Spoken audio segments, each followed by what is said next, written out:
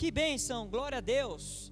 Nós estamos reunidos em nome de Jesus para estarmos ministrando, compartilhando, ouvindo, recebendo e dando, ministrando a palavra de Deus. A palavra do Senhor, a palavra de Deus diz que é melhor dar do que receber.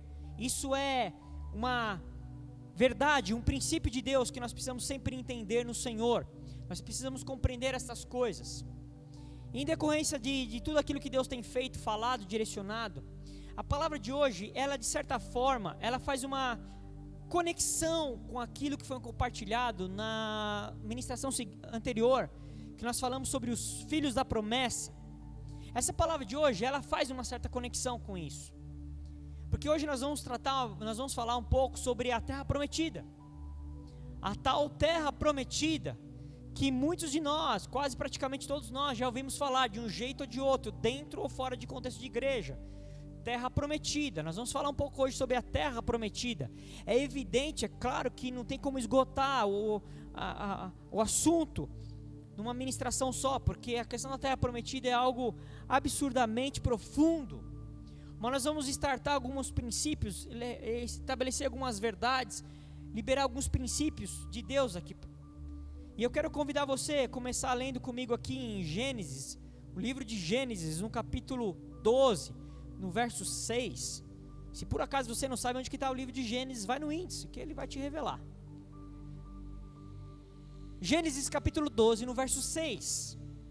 Gênesis 12, verso 6, diz assim: Abrão atravessou a terra até Siquém, até o carvalho de Moré. Nesse tempo, os cananeus habitavam essa terra. O Senhor apareceu a Abrão e lhe disse: darei esta terra à sua descendência. Ali Abrão edificou um altar ao Senhor que lhe tinha aparecido. Aqui, nesse texto que nós acabamos de ler aqui, é a primeira vez, é o primeiro momento que se trata, que se fala, que está registrado algo que Deus falou em relação à terra prometida. Uma promessa que Deus faz a Abrão. Ainda ele nem era Abraão ainda. Ele ainda era Abrão, porque depois Deus muda o nome dele para Abraão, como muda também o nome da sua esposa, de Sarai para Sara. Aqui ele ainda é Abrão. E Abrão recebe de Deus uma palavra, uma promessa. E Abrão, ele tinha saído da sua terra, e ele estava num lugar, na terra dos cananeus, e naquele lugar ali, a palavra diz aqui, nos afirma, que Deus, o Senhor, aparece a ele, Deus se revelou a ele, Deus apareceu a ele. Quando a palavra diz aqui apareceu, se revelou, se mostrou.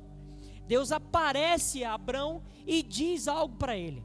Ele disse assim para Abrão: darei esta terra à tua descendência.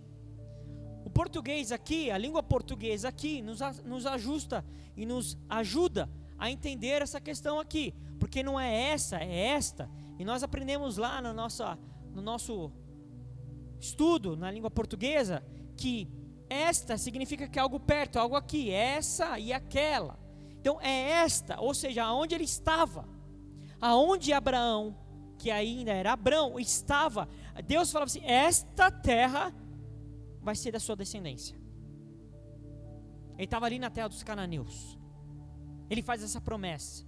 A terra prometida, a terra dos cananeus, que é a terra de Canaã, que também nós já vemos isso em muitos lugares escrito. Nós vemos até nome de comércio com o nome de Canaã, né? Empório Canaã, a gente vê sítio Canaã, a gente vê muita coisa com o nome Canaã. Tem muitas coisas com Canaã, porque Canaã é o lugar da terra prometida, o lugar físico da onde havia sido liberada uma promessa de que aquela terra seria de Abrão e sua descendência. Aqui ainda nem existia, na verdade, o povo de Israel, nem existia. Ainda não tinha sido decretado essa questão do povo de Deus, o povo de Israel. Ainda não existia nada disso. Existia um homem, Abrão, obediente a Deus, e que Deus diz para ele que é uma promessa a ele. A terra prometida foi aquela terra que Deus prometeu a Abraão e seus descendentes. aquela promessa que Deus faz a Abrão, ele diz sempre claramente para ele que essa terra, e ele sempre aponta para a descendência, para descendência, para descendência, sempre aponta para a descendência. Tanto é que ele diz com todas as letras aqui, vou repetir: darei esta terra à sua descendência, a sua descendência. Ou seja, todos aqueles que iriam sair de Abraão, que aqui ainda era Abrão, todos aqueles que iam sair dele, a sua descendência, estavam inseridos, embutidos na promessa. A promessa era de alcance não somente a Abrão, mas principalmente a sua descendência. A sua descendência. É importante você compreender isso, que é algo que nós vamos falar um pouquinho aqui. É importante a gente compreender, entender, por revelação vindo da palavra de Deus, que a promessa é sobre a descendência de Abrão.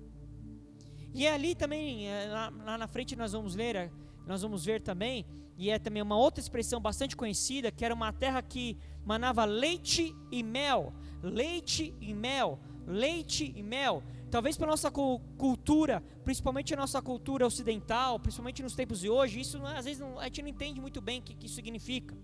Mas na verdade, quando essa expressão, essa declaração, essa liberação de que aquela terra manava leite e mel, é uma expressão que ela tem um significado, e o significado traz a ideia, traz a compreensão de fartura, de abundância.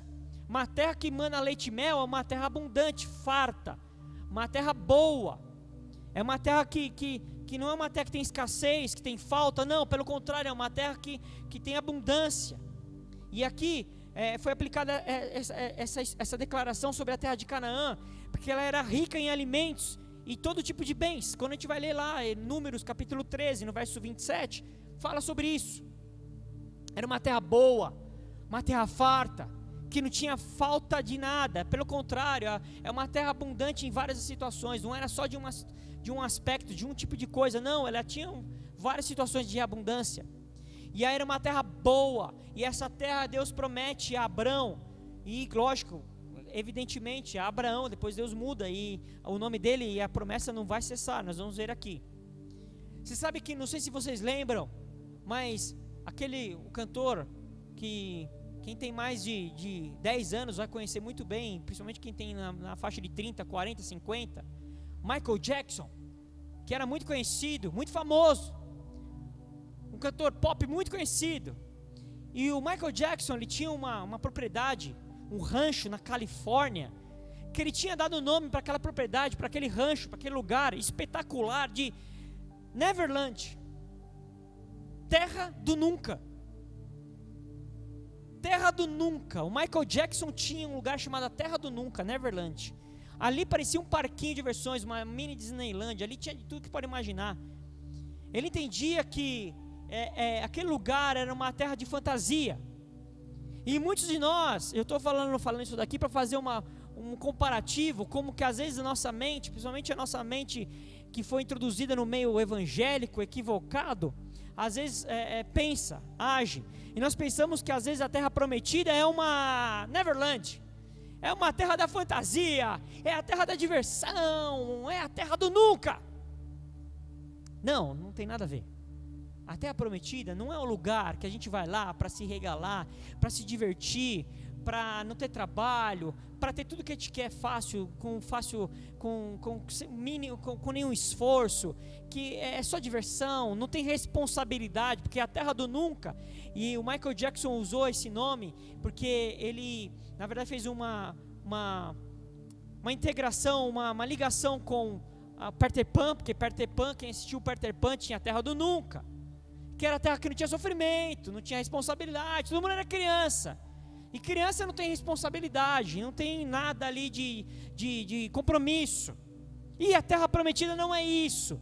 E tem muita gente no meio da igreja querendo a terra prometida, porque na verdade está pensando que está agindo como criança, quer ir lá brincar. E não é assim a terra prometida. A terra prometida não é desse jeito. A terra prometida não é dessa forma.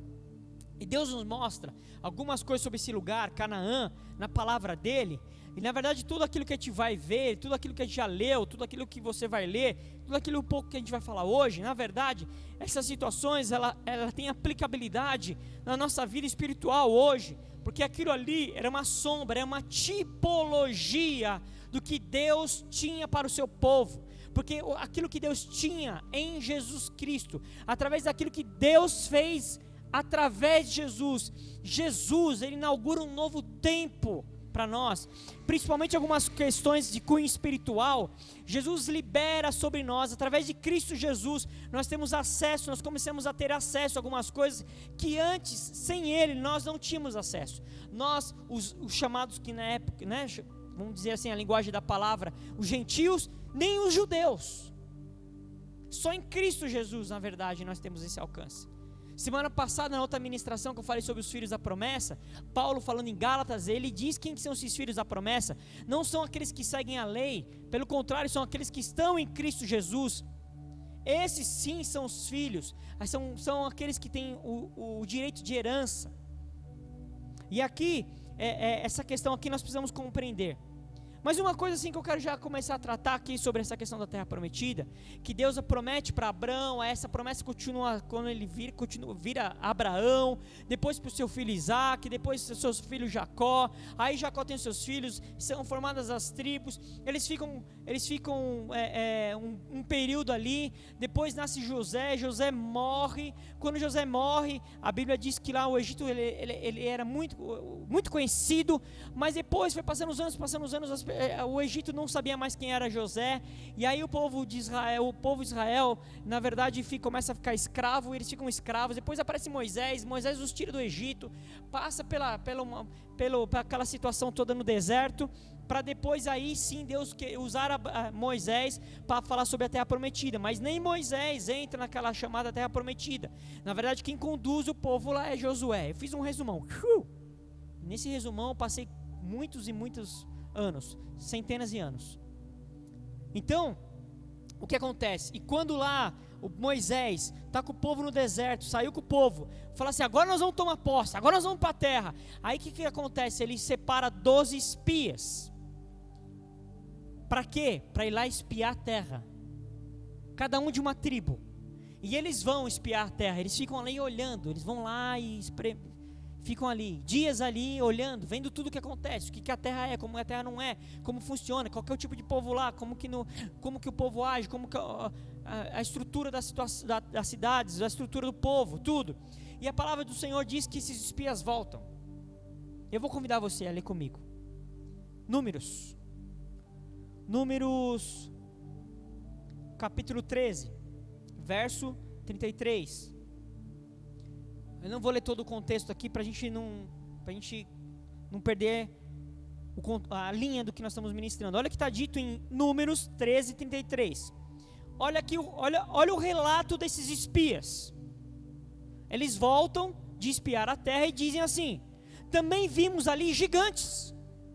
Os filhos de Anak são descendentes de gigantes, e éramos aos nossos próprios olhos como gafanhotos, e assim também éramos aos olhos deles. Os caras vão espiar a terra que Deus havia prometido. Eles estavam ali, tinham passado por tudo que eles passaram por causa daquela terra, porque o propósito era que eles alcançassem a terra, porque aquela terra era uma terra que havia sido liberada uma promessa. E eles voltam, e a maioria deles, na verdade 10 deles, de 12, 10 voltam com esse relato aqui. Ele falou assim: cara, o negócio ali é complicado. Na verdade, antes desse versículo 33, eles falam: realmente aquela terra ali é boa, realmente ela ali mana leite e mel, mas cara, só tem gigante lá, só tem gigante, o negócio ali é difícil. E a palavra diz aqui que eles dizem: e éramos aos nossos próprios olhos como gafanhotos. E eles dizem mais: e assim também éramos aos olhos deles.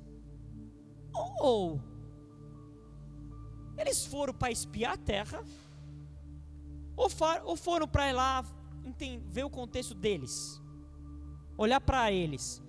E aqui eu quero já falar algo muito importante aqui. que toda vez que nós olhamos para nós de uma forma equivocada, de uma forma errada, de uma forma diferente daquilo que a palavra de Deus diz que nós somos nele, toda vez que a gente faz uma interpretação equivocada de nós e da situação que nós estamos envolvidos, dá ruim. Porque eles dizem aqui que eles viram aos seus próprios olhos que eles eram como gafanhotos. Tipo, o que significa isso? Como gafanhotos? A conotação aqui é ruim. Eram fracos, eram quase que desprezíveis, eram fáceis para uma presa fácil. Na verdade, a conotação aqui é uma conotação equivocada. E toda vez que a gente faz uma interpretação equivocada sobre nós mesmos, nós achamos que os outros fazem da mesma forma. Porque eles falam assim, nós éramos aos nossos próprios olhos como gafanhotos, mas ele diz aqui no final, está escrito aqui no final do versículo que, e também éramos aos olhos deles. Como eles sabem? Como eles sabiam? Eles estavam escondidos. Como eles sabiam que aquele povo lá que estava naquela terra via eles como gafanhotos? É uma interpretação equivocada. E muitas vezes, praticamente todas as vezes, quando nós estamos fazendo uma interpretação equivocada da situação ou de nós mesmos, nós achamos que os outros estão fazendo a mesma coisa. Então, se nós achamos que nós não somos alguma coisa, nós pensamos que os outros estão sempre olhando para nós com os mesmos olhares. Ah, aquele ali não consegue, aquele ali é não sei o quê, aquele ali é diferente, aquele ali é não sei das quantas. E quando você pensa que você é aquilo, você está interpretando que os outros também acham a mesma coisa. Um equívoco, um erro. A palavra não diz aqui em nenhum momento que eles tinham ouvido, dito isso para eles. Isso foi um equívoco. E mais, quando nós entendemos, enxergamos e interpretamos de uma forma errada a situação, o que nós fazemos? Nós potencializamos a situação equivocada. Olha o que eles falam. Lá tem gigante. Olha a potência. Olha a potencialização. Olha para uma situação, em vez de eles olharem os frutos, a terra boa, a prosperidade, a fartura, eles olham e potencializam o equívoco. Deus não mandou eles olharem para aquilo. Eles potencializam o equívoco, eles olham e potencializam o problema, que para eles era um problema. Ali tem gigantes. Todas as vezes que nós equivocadamente entendemos uma coisa, interpretamos equivocadamente uma situação, nós potencializamos aquilo. É o famoso ditado, uma tempestade no copo d'água. A gente vê uma situação, potencializa. Acho que agora tudo vai ficar ruim. Ninguém me ama mais, ninguém me quer. É tudo ruim, é tudo não sei das quantas. Agora não vai dar mais certo. A gente sempre potencializa. A gente tem a tendência de sempre potencializar o problema, o erro, o equívoco. Mas nós nunca potencializamos o que Deus é capaz de fazer nas nossas vidas. Que Deus é capaz de transformar uma situação, que Deus é capaz de ressuscitar um morto, que Deus é capaz de curar um doente. Não, a gente sempre potencializa o problema. Potencializa, gigantes! Potencializou. Então é sempre equivocado. Por quê? Porque a leitura, a interpretação que nós estamos fazendo naquela situação é natural, é humana, é meramente humana. Essa interpretação que eles tiveram não foi inspirada por Deus. Eles tiveram uma interpretação equivocada humana, da mente carnal. Olharam com os olhos naturais. E quando nós fazemos a interpretação de uma forma natural, emocional, nós erramos. Nós vamos nos olhar e vamos achar que nós somos gafanhotos. Ah, não tem como. Ah, não dá. É impossível. Tem gente melhor. É porque isso acontece, minha família de onde eu vim era tão oportunidades. Ah, porque na igreja é isso. Ah, porque na escola é aquilo. Ah, porque no trabalho não sei das quantas. Ah, porque o fulano mas também o fulano, né, é amigo não sei de quem. A gente sempre vai se equivocar na nossa interpretação. E às vezes o equívoco está tão latente em nós, que até um olhar às vezes de uma pessoa, a gente já interpreta de equivocado. Está pensando que eu sou gafanhoto lá. Está me desprezando, está me rejeitando. Eu também sou um gafanhoto. É sempre um erro. É sempre um erro. Ao invés de a gente fazer a interpretação segundo Deus, segundo o que Deus é, segundo o que Deus tem, segundo aquilo que Deus disse, não, nós olhamos conforme o nosso entendimento. E aí é um problema. Por que é um problema? Porque quando nós fazemos isso, eles olham para a promessa, eles põem os olhos fitos na promessa. Mais do que isso, os espias pisaram na terra, eles foram lá. A Bíblia diz que eles pegam um cacho de uva, não dá para trazer sozinho. Os caras trazem 2, então tremendo que era aquele cacho. Eles pisaram, eles tocaram tudo, mas fizeram de uma forma natural.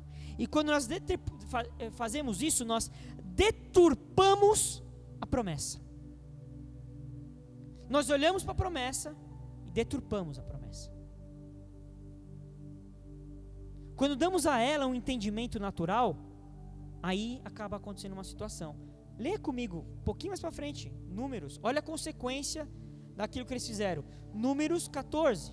Por causa desse entendimento equivocado deles, por causa dessa interpretação natural equivocada, olha o que acontece. Números 14, a partir do verso 20. Tornou-lhe o Senhor, segundo a sua palavra, e eu lhe perdoei.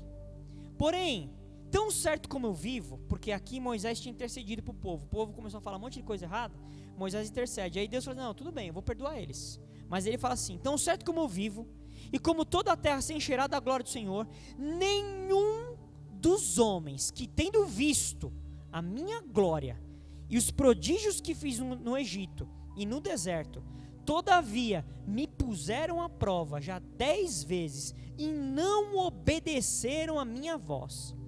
Olha o que acontece, 23. Nenhum deles verá a terra que eu, com juramento, prometi a seus pais. Sim, nenhum daqueles que me desprezaram haverá. Uau! Quando nós deturpamos a promessa, quando nós temos um olhar meramente natural, quando nós respondemos de uma forma natural, nós perdemos a promessa. Deus as tira de nós. Porque sabe o que eles fizeram? Se nós formos ler os versículos anteriores, eles começaram a chorar, eles começaram a murmurar, eles começaram a falar contra Moisés, eles quiseram matar Moisés. Sabe por que eles não mataram Moisés? Porque Deus teve que intervir, Deus veio com a glória dele, porque eles iam matar Moisés. É sempre a reação nossa, quando nós estamos diante de uma situação natural e reagimos natural, é assim: choro, murmuração, reclamação, e nós atacamos as autoridades que estão colocadas sobre nossas vidas. Nós transferimos para ela a responsabilidade que é nossa e achamos que a culpa é dele, da autoridade. Achamos que a culpa é do... Quando nós somos jovens, a culpa também é dos meus pais, a culpa é dos governantes, a culpa é do pastor, a culpa é do meu chefe. E eles começam a se revoltar, a se rebelar. E porque eles fazem isso, Moisés intercede por eles, Deus os perdoa, mas diz: nenhum deles verá, nenhum deles vai entrar na terra prometida. Esse é o problema de nós andarmos segundo os nossos entendimentos e olhar natural. Nós erramos e nos equivocamos. Depois disso, passam 40 anos, aquela geração inteira morre. Aí a Bíblia pega Josué e levanta Josué para liderar o povo, porque Moisés morre, para ir tomar posse dessa terra de Canaã, a posse natural da terra. E aí Josué, ele toma posse. Quando você vai ler o livro de Josué inteiro são guerras, batalhas que Josué vai tendo, vai tomando posse, lutando, tomando posse. Aí quando eles tomam posse de todo lugar que Deus tinha falado ali na região, na geografia da coisa, na questão geográfica, natural, quando eles tomam posse de todos os lugares, Josué começa a separar a terra. Ele separa, você vai ver, tem um mapa ali, a tribo de Dan, a tribo disso, a tribo daquilo. Aí Manassés tinha feito um outro acerto, ficou para cá, tal, papai, ele separa. E ele começa a separar, e aí o povo vai morar na terra. E aí o que acontece? Ele toma posse, Josué e o povo de Israel toma posse, a posse natural da terra. Eles entram naquela terra. toma uma posse natural daquela terra. Mas Josué não entrou de verdade na terra prometida. Porque a terra prometida que nós vamos ver aqui não era simplesmente uma questão geográfica, literal, natural, física. Aquilo era uma linguagem que Deus estava falando com o povo para nos dizer sobre o que Jesus ia fazer conosco. Em Hebreus capítulo 11, no verso 13, olha o que está escrito em Hebreus 11, 13. Aqui ele estava falando sobre Abraão, sobre Isaac, e ele fala assim: todos estes morreram na fé, não obtiveram as promessas, mas viram-nas de longe e se alegraram com elas. Eles mesmos não entraram na promessa, eles viram de longe e se alegraram. Olha o que diz: confessando que eram estrangeiros e peregrinos na terra. Verso 14: porque os que falam deste modo manifestam estar procurando uma pátria. Ou seja, o que eles estão dizendo assim? Eles não entraram na promessa, eles não entraram na terra. Mas aqui em Hebreus está dizendo assim: esses que falam essa linguagem, na verdade o que eles estão dizendo? Que eles estão na verdade procurando uma pátria, um lugar que eles fazem parte, que eles são cidadãos daquele lugar. Que lugar que era esse? Quando você vai um pouquinho mais para frente também, em Hebreus, no capítulo 13, no verso 3, diz assim: saiamos, pois, a ele fora do acampamento, levando a mesma desonra que ele suportou. Ele está falando sobre Jesus aqui, que Jesus foi morto, e Jesus, para ser morto, colocaram ele, crucificaram fora da cidade. Ali que lugar da crucificação, o Gólgota, era fora da cidade. E ele fala no verso 14: de fato, não temos aqui cidade permanente, mas buscamos a que há de vir. Ou seja, se está buscando a cidade ainda é porque ainda não encontrou. Se está buscando é porque ainda não chegou. Porque essa cidade, na verdade, não é física, literal, é a Jerusalém celestial. É a Jerusalém celestial. Voltando agora em Hebreus, onde nós estávamos, no capítulo 11, olha o que ele fala no verso 10. Hebreus 11, no 10. Olha o que ele fala aqui. Hebreus 11, verso 10. Olha o que ele diz. Porque ele está falando aqui sobre Abraão, porque aguardava a cidade que tem fundamento, do qual Deus é o arquiteto e edificador. Que cidade era essa que ele estava atrás, que ele estava buscando? É uma cidade que Deus, o próprio Deus, ele é o arquiteto e o edificador daquela cidade. Era essa cidade que eles estavam procurando. Era essa cidade. A palavra diz, um pouquinho antes, em Hebreus também, no capítulo 4, no verso 8, a partir do verso 8, olha o que diz sobre Josué. Ora, se Josué lhes tivesse dado descanso, ou seja, porque a ideia era que quando chegasse na terra prometida, haveria descanso. Quando chegasse à terra prometida, haveria descanso. Mas olha o que ele fala aqui em Hebreus 4, 8. Ora, se Josué tivesse dado descanso, não falaria posteriormente a respeito de outro dia. Portanto, resta um repouso sabático para o povo de Deus. Porque aquele que entrou no descanso de Deus, também ele mesmo descansou de suas obras, como Deus descansou das suas.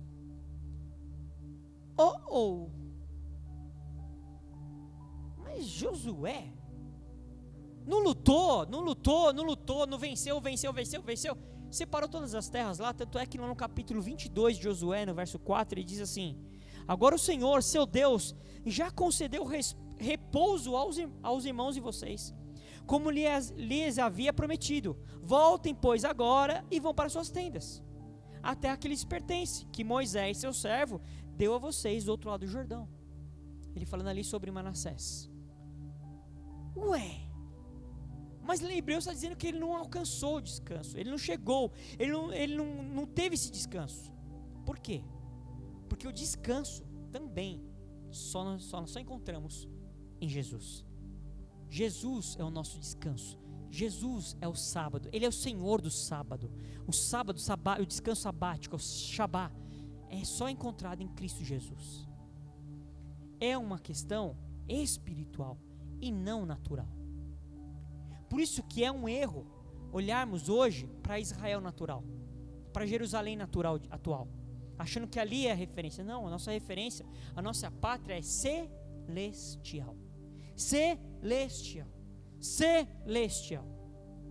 Mas tem um detalhe: quando eles entraram naquela terra de Canaã, quando Josué entra na terra de Canaã com o povo, existem consequências e propósitos que acontecem quando nós adentramos na terra. Porque até então, como que o povo estava sendo sustentado e alimentado? Com o maná. Todo dia Deus mandava o maná para o povo. Todo dia. Eles não se esforçavam nada.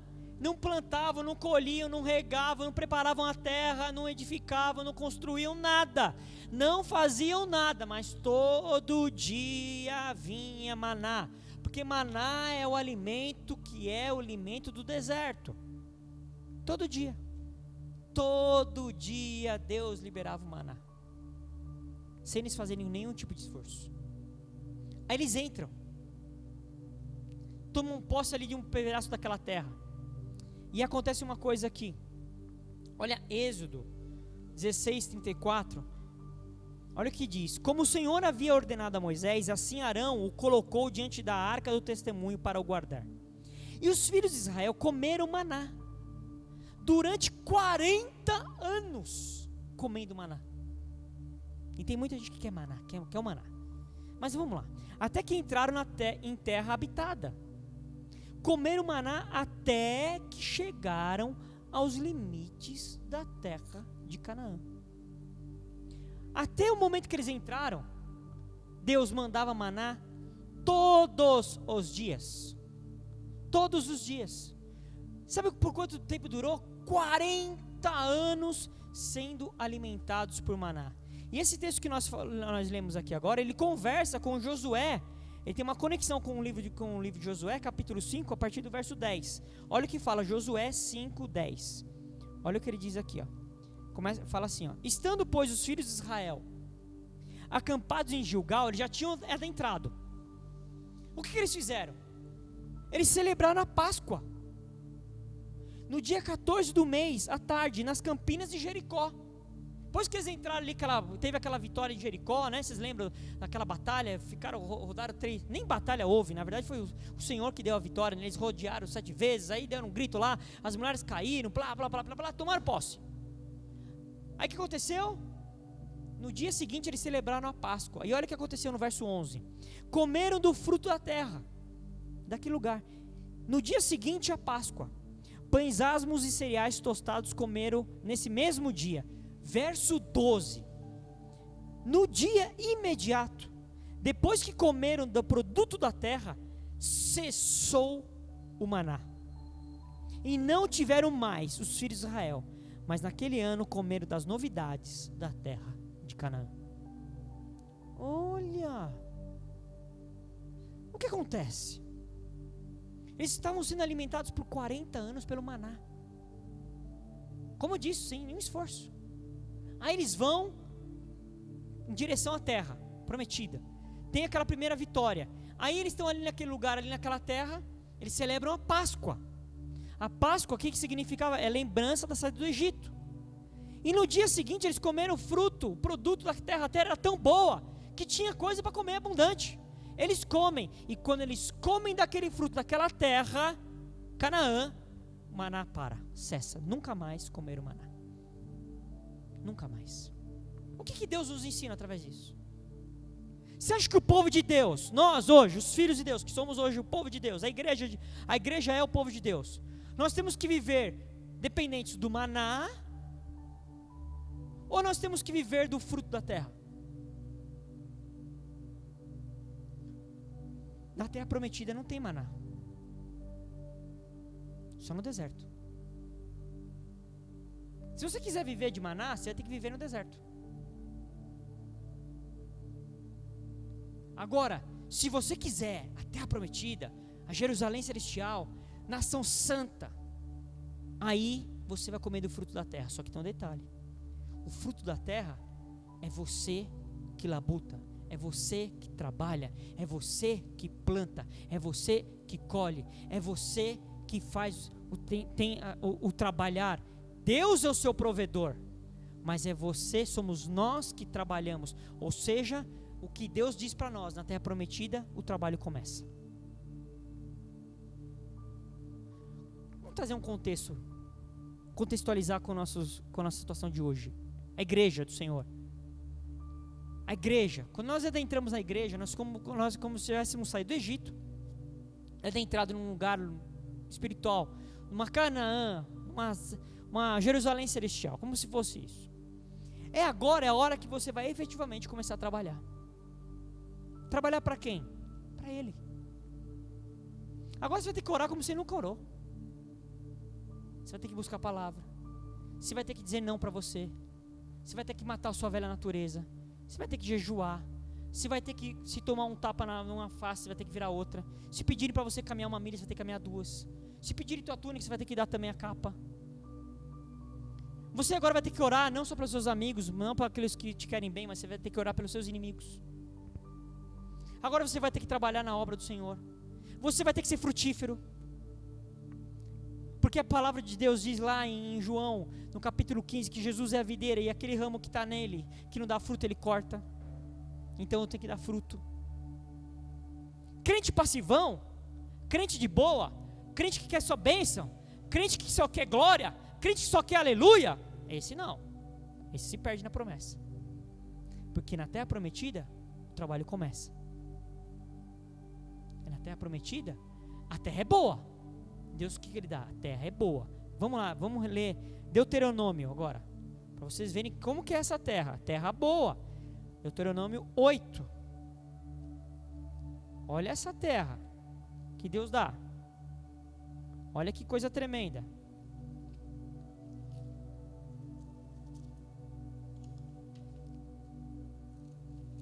Olha o que ele diz aqui, a partir do verso 6, Deuteronômio 8, a partir do verso 6. Guarda os mandamentos do Senhor teu Deus, para andares nos seus caminhos e o temeres. Porque o Senhor teu Deus te faz entrar numa boa terra, terra de ribeiros de águas, de fontes, de mananciais profundos, que saem dos vales e das montanhas, terra de trigo e cevada, de vides, figueiras, romaneiras, terra de oliveiras, de azeite e mel, terra em que comerás o pão sem escassez. Uau! E nada lhe faltará nela, terra cujas pedras são ferro e cujos montes cavarás o cobre. Comerás e te fartarás, e louvarás o Senhor teu Deus pela boa terra que te deu.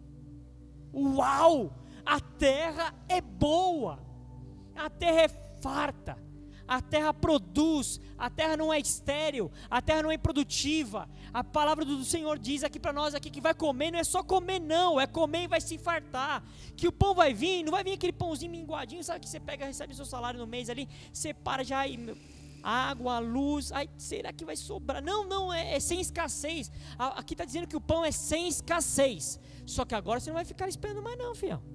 Agora vai ter que trabalhar. Deus garante que a terra é boa, mas o trabalho é nosso. E nós trabalhamos confiando nele, que é o nosso provedor.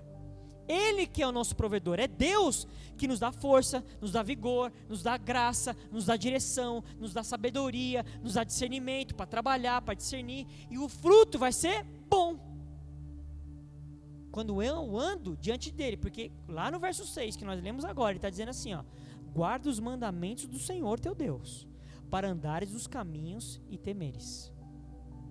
Ou seja, agora eu vou ter que ficar firme, fiel, obedecer ao Senhor, firme nele, produtivo na obra do Senhor. Crente improdutivo perde a bênção, perde promessa. Chega uma hora que Deus fala assim: chega. Você viu o que nós lemos lá em Números? Deus falou assim: por 10 vezes esses caras se rebelaram, agora chega. chega. Às vezes a gente vê pessoas com 20, 30 anos de chamada conversão, e você olha que às vezes está mais minguado, mais seco do que quando começou. Lá em Apocalipse, certa vez, Jesus disse assim: se tem uma coisa que, para uma das igrejas, se tem uma coisa que eu vou contra você, é porque você deixou o seu primeiro amor. Você deixou o seu primeiro amor. Sabe, quando o nosso deserto termina, o maná também cessa. Você às vezes está orando: Deus, tira esse deserto de mim, essa vida. Aleluia, Deus vai tirar no tempo dele, no tempo certo. Mas se prepara. E sabe por que Deus agora, eu creio que é uma revelação vindo de Deus aqui. Sabe por que Deus às vezes não permite que o deserto cesse na nossa vida? Porque nós não estamos efetivamente dispostos a gerar, a produzir, a ser frutífero. Então Deus não deixa o deserto acabar, porque se o deserto acabar, acaba o maná, aí você morre. Ai!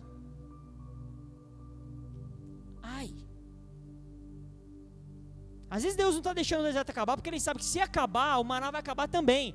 E você não está muito afim não, de labutar para o Senhor, trabalhar para o reino, abrir mão do seu, largar as tuas coisas, fazer em função do outro, para o próximo, para a igreja dele, para o reino dele. Então Deus sabendo do nosso coração, porque a Bíblia diz que Ele conhece o nosso coração. Então Ele continua com a gente no deserto, vivo, não vai morrer não. Vai ter maná, mas só vai ter maná, mais nada. Todo dia vai comer a mesma coisa. Todo dia a mesma coisa. O maná era a mesma coisa. Tinha um gosto só. Ficaram 40 anos comendo a mesma coisa. Por isso que às vezes Deus não tira deserto de alguns. Porque na verdade vocês não estão afim. A pessoa não está afim de entrar na terra prometida. Porque lá vai ter que trabalhar para o Senhor. Confiar nele. Eu trabalho confiando. Por que você está fazendo? Porque eu estou confiando nele. Ele é meu provedor. Porque você plantou, rapaz, você não está vendo nem. Ele é meu provedor. Ele é que me provê. Ele é que a provisão vem dele. Ele é a minha fonte. Eu confio nele. Ele me tirou do Egito. Sabe, isso nos leva também a terra prometida, é o lugar dos filhos que são maduros. Os filhos da promessa, como nós falamos semana passada. É o lugar, o terra prometida, é o lugar dos filhos da promessa. E é um lugar que o trabalho, o que o trabalho traz para nós? Responsabilidade. Trabalho. Maturidade se adquire assumindo responsabilidades. Assim que a gente fica maduro. Criança, por que criança não é madura? Por que criança é imatura? Porque não tem responsabilidade. Não tem quase responsabilidade. Eles começam a crescer, a gente começa dando uma coisinha pequena, vai arrumar a cama, vai não sei das coisas. Mas ainda não é maduro. Por que não é maduro? Porque não tem responsabilidade. A maturidade, nós demonstramos maturidade quando nós assumimos as nossas responsabilidades e paramos de transferir para os outros, para situações, para circunstâncias, a responsabilidade ou até culpa pela situação. Mas por que você não vai bem? Mas também, né, você não vê aí esse país, você não vê esse presidente, você não vê minha família, você não vê a escola que eu estudei, você, sabe, transferindo. O maduro não, fala assim, não, peraí, sabe por que eu não foi? Porque eu não me dediquei. Eu, em vez de estar me dedicando, eu preferi brincar, preferi ficar de boa, preferi não estudar, preferi não buscar, preferi não me dedicar, preferi descansar, folgar, preguiçar. Maturidade se adquire assumindo responsabilidades. Quando um homem assume uma responsabilidade da sua casa, quando você casa, assume a responsabilidade da sua casa, e aí quando vem os filhos, que você olha para aqui e fala, ai, não é mais casinha, hein? Não é mais carrinho do... Agora é sério o negócio. Você amadurece. A gente cresce. Esses maduros, esses filhos que assumem, entram na terra prometida, eles têm na sua identidade, eles têm uma identidade definida, como nós falamos semana passada. Os filhos da promessa, eles sabem quem são em Deus. Mas eles carregam também cicatrizes da jornada.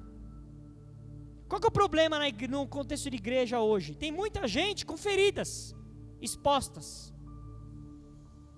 Esses são os imaturos, as feridas nunca fecham. Sempre está magoadinho, sempre está tristinho, sempre está enfraquecidinho, sempre. A ferida sempre exposta, cheia de pus, cheia de coisa ruim. Mas os maduros, eles mostram as cicatrizes. Passei, foi difícil, doeu, mas agora está fechado, cicatrizou. Maduro mostra a cicatriz. Os maduros mostram as cicatrizes, não as feridas expostas. Feridas expostas são para as crianças, são para os imaturos. Eles ficam, me machucaram, todo dói. Você pode se machucar, mas Deus vai curar, Deus vai restaurar, eu vou levantar e aqui, venci, eu venci, tá vendo essa cicatriz aqui, isso aqui foi porque eu venci. Maturidade, responsabilidade, avanço, posse da terra. Sabe por quê? Porque quando Josué entrou lá na terra, você pensou que assim, ele fazia assim, pu! E os inimigos caíam? Não, e eles tinham que ir para a luta, para o pau. O couro comia. Tinha que ter estratégia, tinha que ter muita coisa para tomar posse da terra. O que Deus está fazendo hoje? Ele está formatando, Ele está preparando, Ele está forjando, Ele está construindo, Ele está gerando filhos da promessa, filhos de Deus, com uma mentalidade de que, igual do Pai, de edificadores, que edificam cidades, como nós lemos lá em Hebreus capítulo 11, verso 10, porque lá está dito, porque Abraão aguardava a cidade que tem fundamentos, do qual Deus é o arquiteto, o edificador. Deus é o arquiteto e o edificador. Nós, como filhos dele, temos que ter a mesma natureza, a mesma identidade. Eu também sou em Deus um edificador, e não um destruidor. Porque hoje nós estamos vendo pessoas destruidoras, destroem reputações, destroem ministérios, destroem famílias, destroem sociedade. Deus está nos chamando para sermos edificadores, construtores. Construímos o quê? Uma igreja forte, sadia, verdadeira, real, uma família, debaixo da graça, da direção de Deus, da palavra de Deus, uma sociedade correta, alinhada com a palavra. Nós somos construtores, edificadores, mas muitos de nós, porque nós estamos na meninice, no equívoco de mente, olhamos e nos achamos gafanhoto, nós estamos sendo destruidores, destruindo famílias, amizades, cidades, reputações, por aí vai. As redes sociais estão cheias de destruidor, está lotada. Deus não tem compromisso com esse tipo de geração destruidora. Deus se compromete com os edificadores. Essa dimensão desse pessoal aí, eles entraram numa dimensão de entendimento de fé, que os levaram a entender aquilo que Deus tinha, o propósito em Deus. Porque na verdade a terra prometida para nós, os crentes em Jesus Cristo, na verdade, a terra prometida de fato mesmo, a gente sabe onde que é o céu. É a nossa Jerusalém celestial. A Bíblia diz que é a nossa mãe, lá em Gálatas. Semana passada nós lemos isso em Gálatas. É a nossa mãe, Jerusalém celestial. Lá é a nossa terra prometida. E ela não é só lá, porque esse processo começa em nós aqui. E eu quero, falar de uma coisa aqui para nós. Jacó, que era neto de Abraão, quando ele estava lutando, a Bíblia diz lá no capítulo 32 de Gênesis, que Jacó, chegou uma hora que a Bíblia diz que ele lutou com Deus. Ele não lutou com o inimigo não, filho. Não foi, e nem com anjo assim, um anjo. Não, a Bíblia fala com Deus. Algumas traduções tem anjo, esse anjo com letra maiúscula, mas depois explica ali, é o próprio Deus. Ele luta com Deus. A Bíblia diz que Jacó manda passar tudo na frente dele. Mandou na frente os empregados, os animais, mandou suas esposas, seus filhos, mandou tudo. A Bíblia diz que ele fica sozinho. E ele luta a noite inteira com Deus. Aí começa a chegar o dia, começa a aparecer o amanhecer. A Bíblia diz que Deus toca na coxa dele, desconjura ele, e ele não larga. Fala, não vou te soltar enquanto você não me abençoar. Aí sabe o que Deus faz? Deus podia fazer qualquer coisa, Deus podia fazer qualquer coisa, Deus podia fazer várias coisas, mas sabe o que Deus faz? Deus faz uma pergunta: qual é o seu nome? Naquela hora do secreto, do íntimo, do sozinho, porque ali estava sozinho, filho, não tinha ninguém com ele não, era ele e Deus, ele e Deus, ele e Deus, e ele não esconde quem ele é. Ele fala assim: meu nome é Jacó. Jacó significa o enganador, o usurpador. diante de Deus ele não esconde nada. Eu sou enganador. Deus fala para você, a partir de hoje não é mais não. A partir de hoje você é Israel. E fala, sabe por quê? Porque você lutou com Deus. Não é só isso não. E ganhou. Não é só lutar não. Ele ganhou. Sabe por quê? Ele podia ter soltado. Na hora que o cara deu aqui na coxa dele, ele podia ter soltado. Ele falou, não vou soltar. Quantos de nós, no meio do processo, estamos soltando a bênção? Estamos soltando Deus. Estamos deixando Deus ir.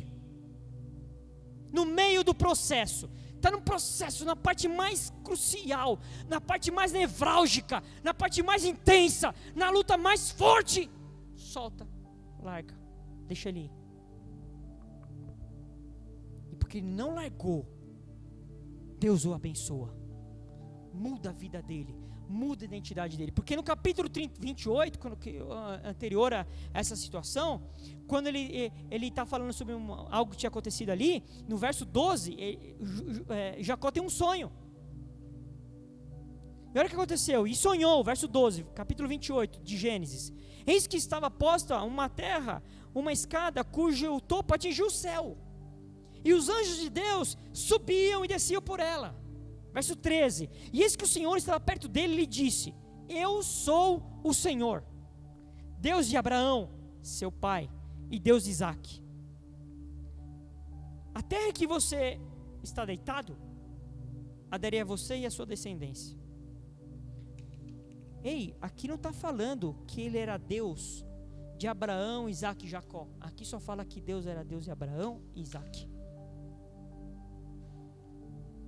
Ele ainda não tinha compreendido efetivamente quem ele era. Quem era Deus para ele. Aqui ainda não fala que é Deus de Jacó. E Deus se revela através desse sonho e diz assim, essa terra aqui, ó a promessa continuando, ó, passou de Abraão, passou para Isaac, chega em Jacó. Está vendo essa terra aqui? É tua, para tua descendência. E mas depois que ele tem esse encontro verdadeiro, genuíno, profundo com Deus, depois que Deus muda o nome dele, transforma ele em Israel, no capítulo depois lá de 32, no 33, olha o que ele diz, no verso 20, 33, 20. Ele diz que Deus é o Deus de Israel. Olha o que ele fala. E levantou ali um altar e lhe deu o nome de Deus, o Deus de Israel. O Deus que não era Deus de Jacó, ali, que Deus era, mas ele não entendia, ele não tinha essa revelação.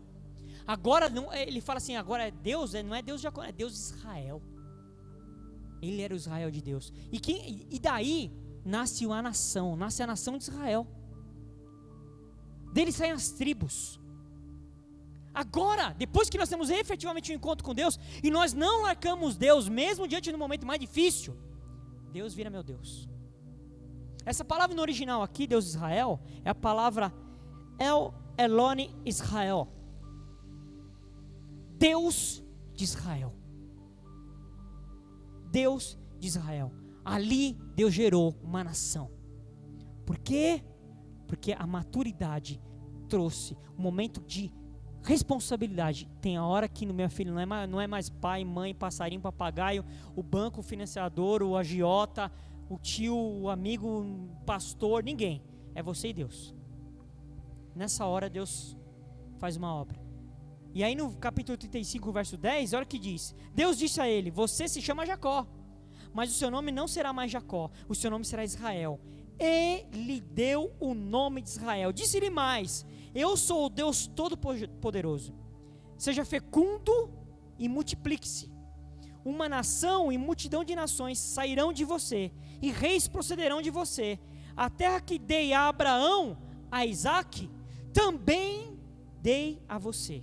E depois de você, a sua descendência.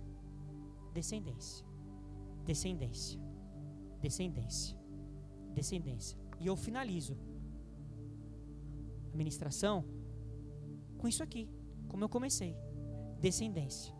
Por causa disso tudo aqui, eu e você estamos aqui encaixados. Descendência. Porque nós somos filhos de Abraão pela fé. Temos direito à herança, como foi falado semana passada na ministração sobre filhos da promessa. E porque nós temos esse direito, nós temos permissão e acesso à terra prometida.